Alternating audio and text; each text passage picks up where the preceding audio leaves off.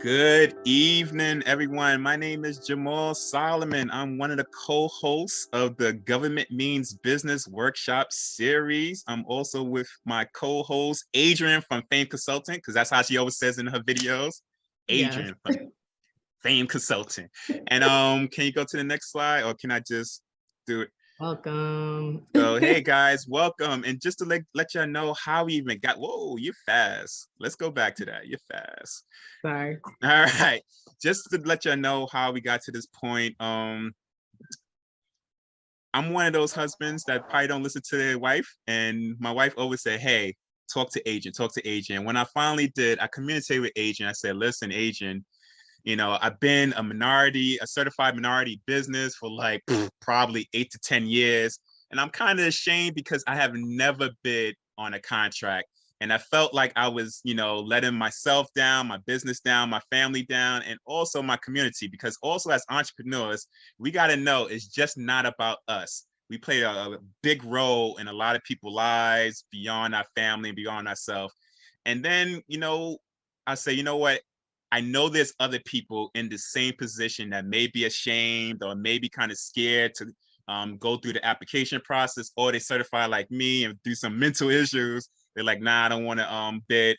So we say, you know what? We want to create a series that just talk to those people and just trying to motivate them to, if you have the certification, do better with it. If you're thinking about doing it, here's the steps. And it's a judgment-free zone.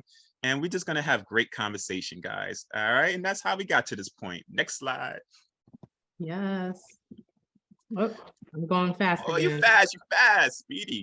All right. So listen, guys. So the agenda is quite simple. It's welcome. We're going to talk about the MWBE certification, SBA 8A. And then we're going to talk about the wonderful things that SBA and the National Panhellenic Council is doing. And we're going to thank our wonderful sponsors. And then we're going to talk about the next 3 workshops that we have. So let's get it going. All right. All right, Adrienne, I don't think you noticed that there's a line on every slide. I did. I am actually going to just get rid of that. So bear with me. He's a perfectionist, y'all. He's going to make it happen. Yes, I am going to make it happen, and I'm going to correct that. Sorry, guys. And the theme today, guys, in all our series is going to be about collaboration. So yes, right now we have about 4 or 5 sponsors, but for the next 3, we're always open to working with your organization. So always feel free. And that's going to be, maybe I'm dating myself, the Pee Wee Playhouse word of the day, because I joke with Adrienne, she don't remember Pee Wee, but that's going to be the Pee Wee Playhouse word of the day, collaboration, because we're just not doing this for ourselves. We're doing it for the community, and we're doing it for entrepreneurship as a whole.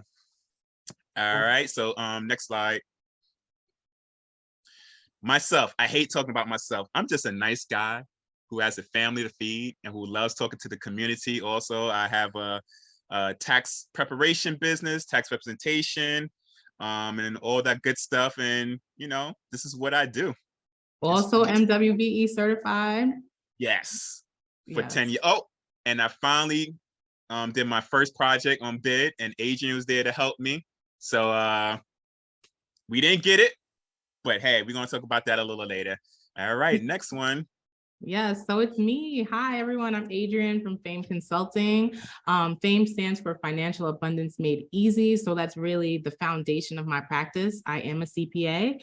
I do everything from entity formation, tax prep, tax planning, payroll setup, bookkeeping, but really my passion is startups and entrepreneurs. I love working with small business owners and giving them information and resources to help them scale their business. So it's one thing to start up, but it's really important that we scale and grow.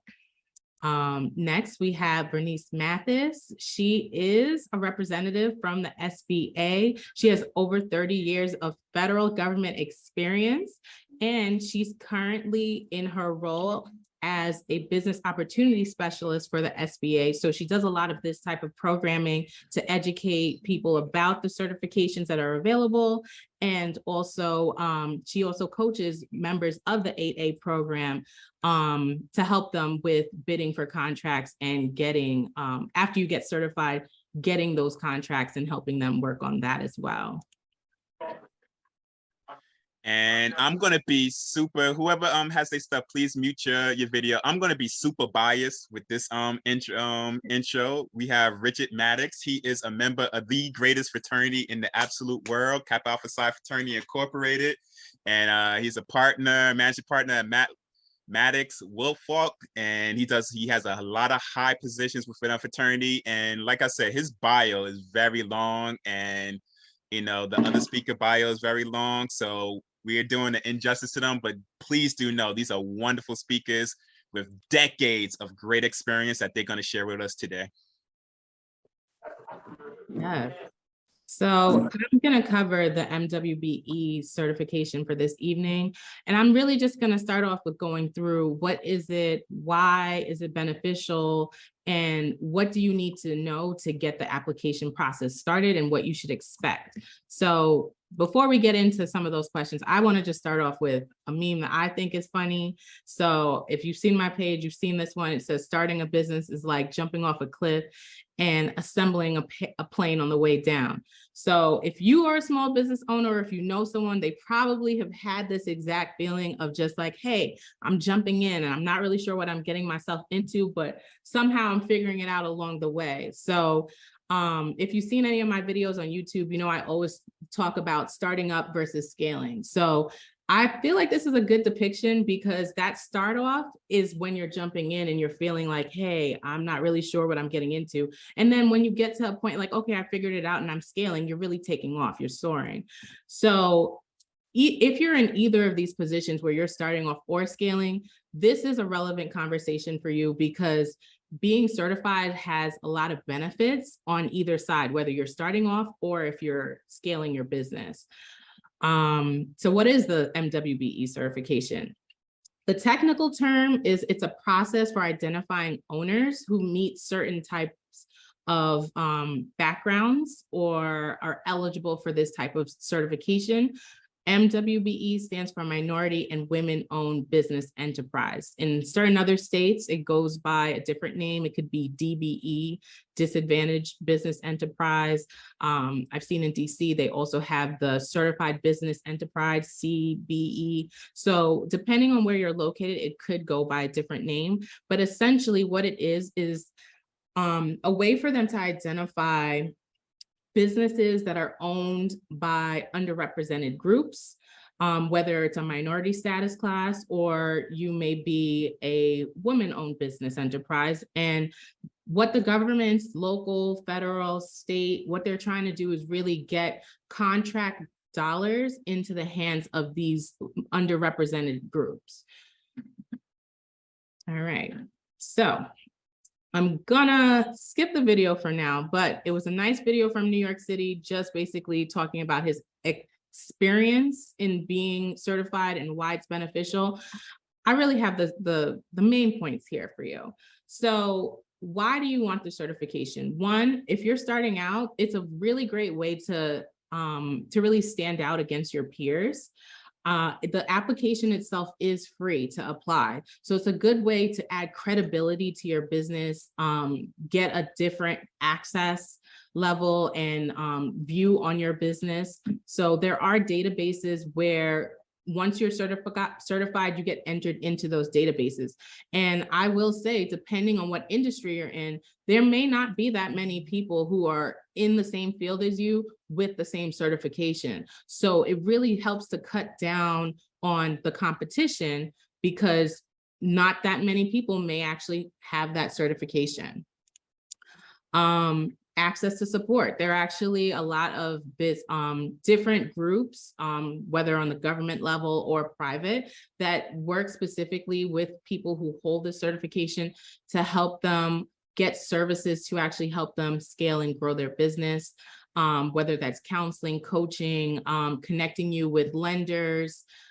There's a lot of investment into this program and a lot of support that's also support and resources that are related to having this certification. So where can you get certified? So again, we're a little biased because we're here local to New York, but this is relevant no matter what part of the country you're in. So you can actually do a search to see, okay, in my state, I'm located in Minnesota, where do I get certified? What is the process? So there are different levels. At the state level, you can be certified with New York State or with the state of Minnesota. You can also be registered or certified at the city level. You can also look at your local counties as well. So that's why I make the differentiation about state, local, and federal, because there are different certifications at each level. So depending on where you are in your startup process or in your small business, maybe a federal contract may not be the most accessible to you right now. Maybe you don't have the infrastructure or capital in place to respond to a contract at that level. Maybe even state level might not be the most appropriate. You may want to look at a city or local, like a county contract instead. But I'm just bringing awareness to the fact that there are layers to this, right? So state, local, county, you definitely want to do your research to see what's in your vicinity or what's in your area and what's available to you. So eligibility. So MBE requires that at least 51% of your business is owned by someone with a specific ethnic background. So that could be Black, Hispanic, Asian Pacific, Asian Indian, Native American, whereas WBE simply says that the business should be 51% or more owned by a woman or a citizen who identifies as a woman. So what is the application process like? So whenever you're looking to do these certifications, you want to take a look to see, okay, are there certain portals that I need access to? Is there any type of steps or registrations that I need to do in advance in order to submit my application? So I will share some links, so it will come up on the screen after this slide, but you first want to figure out, okay, where do I go to submit the application? Are there any prerequisites that need to be made before I submit that application? Then you want to be sure that you gather your supporting documents. So what's required for, let's say, an 8A certification versus an MWBE certification can actually differ. So based on whatever application you're submitting, you want to understand, okay, this is what I need to start getting together. And almost every website will have a helpful checklist of things that you should have prepared in order to submit the application.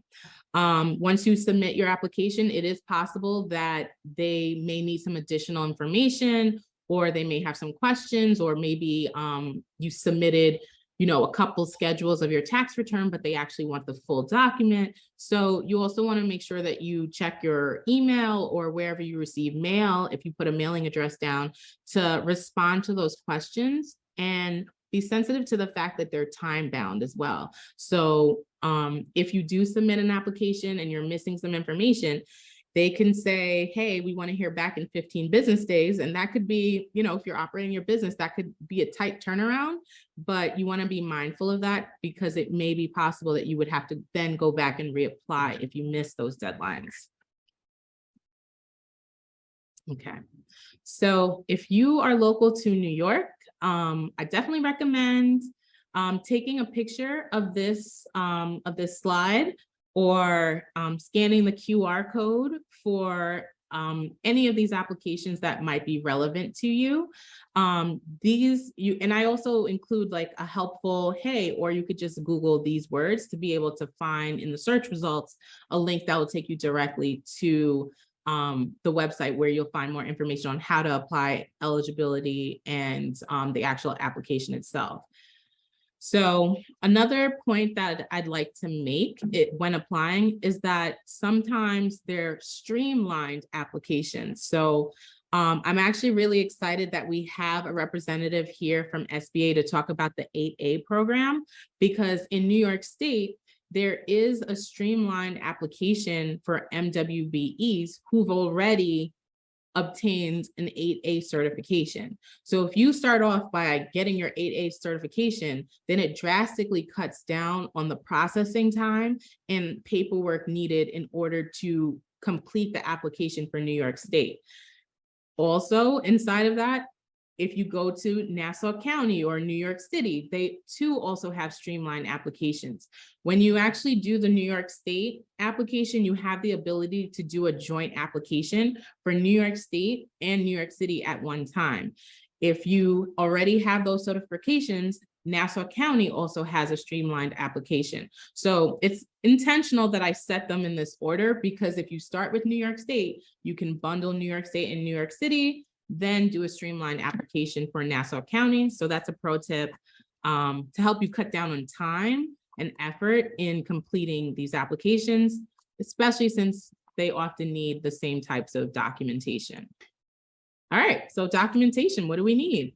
So this was a really helpful resource that I found with New York City. They had shared this. So these are the documents that you typically need to have in place. So again, this is another slide I recommend taking a picture of or a screenshot. So you'll need a current resume. Whoever the business owner is, you'll want your current resume, your bank signature card, and that might sound unusual, but this is most likely used to verify who really does own this business. If you say I'm 100% owner, but there's 6 people on the signature card, they're going to question that. Tax returns for your business, depending on the application and how long you've been in existence, will determine how many years back you'll have to go, as well as proof of US citizenship or permanent resident status.